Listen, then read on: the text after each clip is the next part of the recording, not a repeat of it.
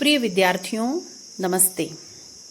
गत कक्षा में हमने आस्तिक दर्शनों की अध्ययन यात्रा का आरंभ किया था, न्याय दर्शन का संक्षिप्त परिचय प्राप्त किया और न्याय के मत में जो षोडश पदार्थ कहे गए हैं, जो उनकी चिंतन का आधार है, उस पर भी संक्षिप्त चर्चा हमारी हो चुकी थी।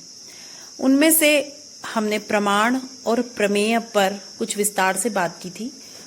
तो जो 4 प्रमाण हैं उनको तो हम प्रमाण मीमांसा में विस्तार से जानेंगे ही। 12 प्रमेयों पर हमने चर्चा की थी, तो आप इतना समझ चुके होंगे कि जिस विषय को जानने के लिए, समझने के लिए, उसकी सिद्धि के लिए प्रमाण एकत्रित किए जा रहे हैं, वही प्रमेय है। प्रमेय ही वह विषय है जिसको जानने के लिए यह पूरी यात्रा चल रही है। आप शोधार्थियों की दृष्टि से हम यह कह सकते हैं कि जो आपके शोध का विषय है वही आपके लिए प्रमेय है, क्योंकि उसी विषय को केंद्र में रखकर आप सारी विषय वस्तु का विश्लेषण कर रहे हैं, उसकी सिद्धि के लिए प्रमाण एकत्रित कर रहे हैं। तो एक मैंने सामान्य अर्थ आपको बता दिया, किंतु गौतम के मत में जो 12 प्रमेय कहे गए हैं उनको तो आप गत कक्षा में सुन चुके हैं। अब हम अगले क्रम पर चल रहे हैं, वह है संशय। तो जैसा कि इस शब्द को सुनकर ही आपको यह समझ में आता है कि यह वह स्थिति है जब आपके मन में, आपकी बुद्धि में अधिक विकल्प दिखाई दे, किसी भी विषय के संबंध में आपका ज्ञान निश्चयात्मक नहीं हो पा रहा है, एक से अधिक विकल्प वहां उपस्थित हो गए हैं, तो संशय उत्पन्न होता है। ये कह सकते हैं कि जब किसी वस्तु को हम देख रहे हैं, उसका ज्ञान प्राप्त करने का प्रयास कर रहे हैं और उसमें जो गुण हमें दिखाई दे रहा है, जो धर्म हमें दिखाई दे रहा है, वह हमें किसी और वस्तु में भी दृष्टिगत होता है, तो मन में यह संशय हो जाता है कि यह वस्तु वही है या कुछ और है। तो कह सकते हैं कि जब अन्वेषण का आरंभ होता है तो वह संशय की ही स्थिति होती है, क्योंकि यदि संशय नहीं हुआ तो अन्वेषण की आवश्यकता ही नहीं है। हम अपने ज्ञान के प्रति पूर्ण रूप से निश्चित है तो संशय नहीं होगा। जैसे अंधेरा है, अंधेरे में आपको कोई आकृति दिखाई दी, वह आकृति कोई वृक्ष है, कोई मनुष्य है, कोई स्तंभ है, कोई भवन है, यह संशय यदि आपके मन में उत्पन्न हुआ है तो आप उसे निश्चित करने के लिए प्रवृत्त होंगे। किंतु जब निश्चय हो जाएगा उसके बाद में यह क्रिया स्थगित हो जाएगी। तो संशय भी ज्ञान की एक अवस्था ही है जिसमें किसी एक विषय के संबंध में एक साथ 2 या 2 से अधिक विप्रतिपत्तियां हमारे मन में उठती चली जाती हैं, विरुद्ध विचार आते जाते हैं, एक से अधिक विकल्प आते जाते हैं। तो यह भी ज्ञान की ही एक अवस्था है, किंतु अभी यह ज्ञान पूर्ण रूप से यथार्थ बिंदु पर नहीं पहुंचा है। अब चतुर्थ पदार्थ के बारे में चर्चा करते हैं, वह है प्रयोजन। प्रयोजनम अनुद्दिश्य मंदोपि न प्रवर्तते, यह तो आपने सुना ही है। तो बिना प्रयोजन के तो कोई कार्य मूढ़मति भी नहीं करता है। तो जो इस गूढ़ गंभीर दर्शन शास्त्र को जानना चाहता है या तत्वज्ञान की खोज में लगा हुआ है, वह तो बिना प्रयोजन के कोई कार्य नहीं करेगा।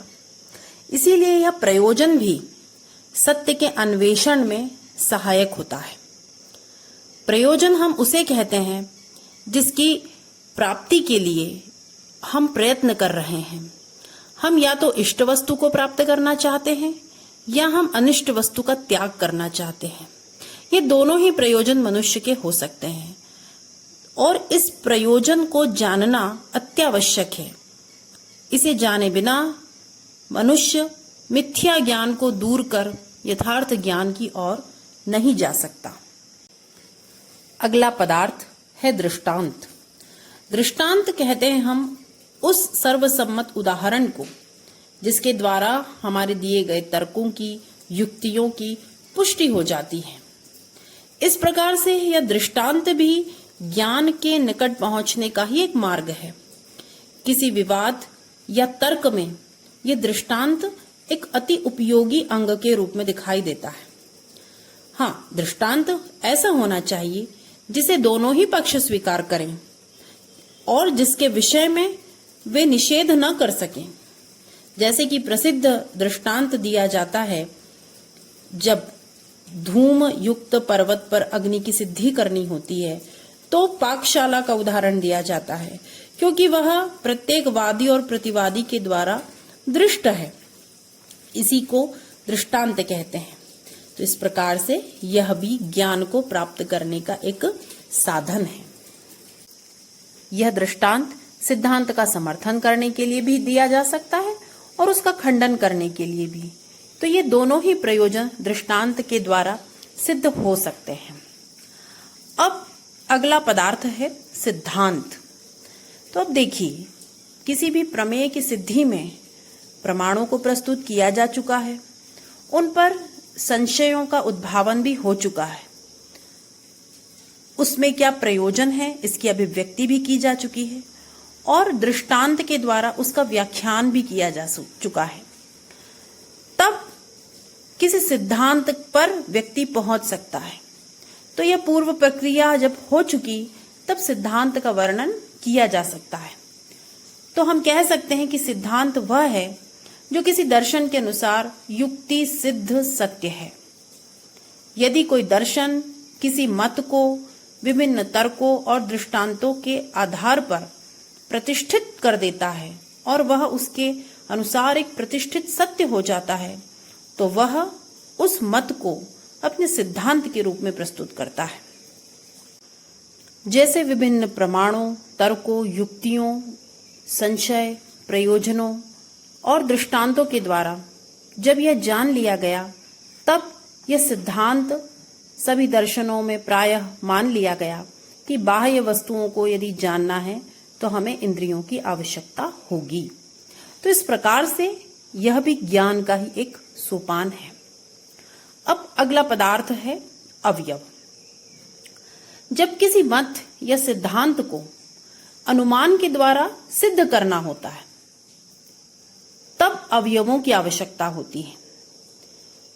इस परार्थानुमान की प्रक्रिया में जो पंच वाक्य प्रयोग किए जाते हैं, उन्हें अवयव कहा जाता है। ये अवयव 5 है: प्रतिज्ञा, हेतु, उदाहरण, उपनय और निगमन।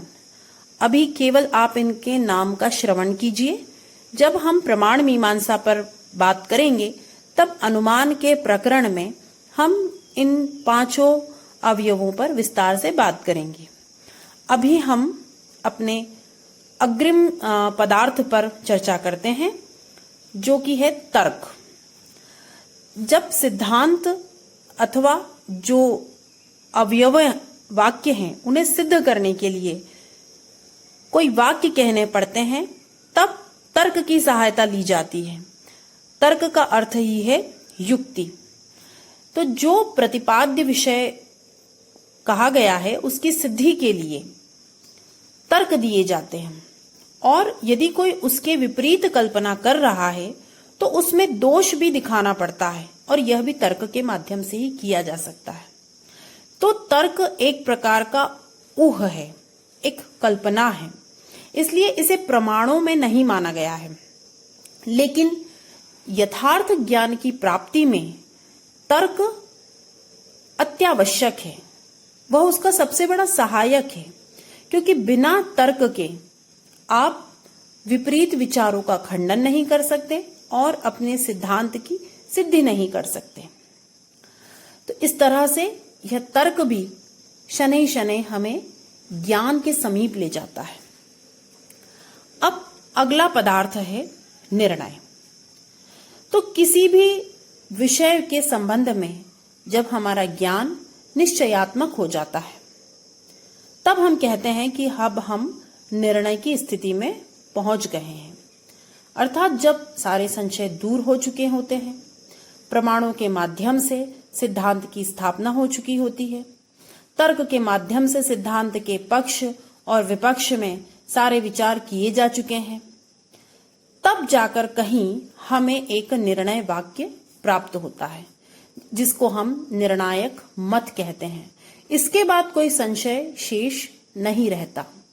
तो इस प्रकार से प्रमाणों के माध्यम से, तर्कों के माध्यम से और कई अभी हमने पदार्थों पे चर्चा की, उनके माध्यम से हम निश्चित ज्ञान तक पहुंच पाते हैं और इसी को हम निर्णय कहते हैं।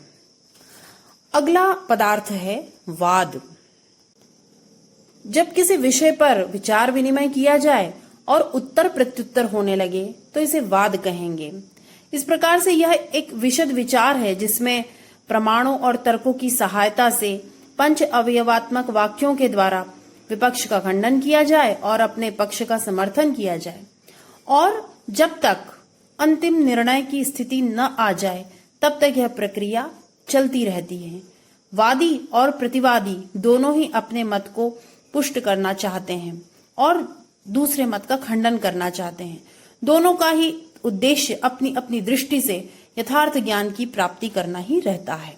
तो यह प्रक्रिया वाद कहलाती है और हमारे प्राचीन काल में जो हमारे विभिन्न शास्त्रों का जन्म हुआ है वह इसी प्रक्रिया का परिणाम है। अगले पदार्थ पर विचार करते हैं, वह है जल्प। अब देखिए कितनी अच्छी बात है, एक नैतिक पक्ष को भी यह बताती है कि जब किसी विषय पर विचार किया जा रहा है तो उस वाद का कुछ नियम होता है। यदि उन नियमों का पालन कर रहे हैं तब तो वह वाद है, लेकिन यदि आप केवल बहस कर रहे हैं, निरुद्देश्य वाद विवाद कर रहे हैं, तो यह जल्प कहलाएगा। जैसा कि अभी हमने कहा कि वाद का उद्देश्य होता है यथार्थ ज्ञान की प्राप्ति।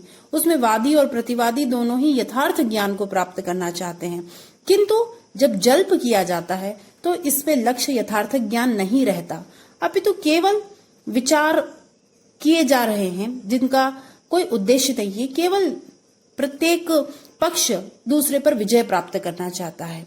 तो यहाँ पर जो युक्तियां प्रयोग की जाती है वे भी प्रायः निरर्थक ही होती है। आधुनिक काल में हम न्यायालय में जो प्रक्रिया देखते हैं उसमें हम इस जल्प के दर्शन बहुत अच्छे से कर सकते हैं। चलिए अगले पदार्थ की बात करते हैं, वह है वितंडा। बड़ा ही प्रासंगिक सा शब्द है क्योंकि आज यह समाज में बहुत हमें यह प्रक्रिया दिखाई देती है। वितंडा का तात्पर्य यह है कि जब अपने पक्ष में कोई हेतु बताए बिना या कोई तर्क दिए बिना दूसरे के पक्ष का खंडन करते जाना, इसी को वितंडा कहते हैं। अर्थात वाद में तो सब कुछ ठीक रहता है, जल्प में विजय की इच्छा से निरर्थक तर्क दिए जाते हैं, लेकिन वितंडा तो उसके भी आगे का एक सोपान है कि दूसरे के मत को सुनो ही ना और अपने मत की स्थापना भी करो ही ना। केवल दूसरे के मत का खंडन करने के लिए उस पर किसी भी प्रकार से भिन्न भिन्न वाक्यों के माध्यम से प्रहार किया जाए। तो इस तरह से यह वितंडा एक तरह से निरर्थक, इसे हम कह सकते हैं कि केवल वाग विलास है जिसका कोई उद्देश्य नहीं है, जिसका कोई प्रतिफल भी नहीं है। तो इस प्रकार से यह एक विशिष्ट प्रकार की परिकल्पना न्याय दर्शन ने हमारे सामने प्रस्तुत की। अब अति महत्वपूर्ण पदार्थ है हेत्वाभास। यह उस हेतु को कहते हैं जो वस्तुतः हेतु नहीं है, लेकिन हेतु के जैसा हमें दिखाई देता है। सामान्य भाषा में कहें तो जो अनुमान के दोष हैं वही हेत्वाभास है।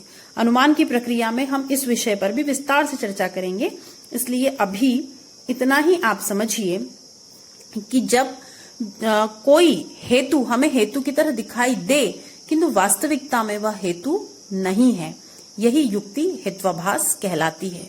और ज्ञान प्राप्त करना है तो इन सभी विषयों को जानना बहुत जरूरी है।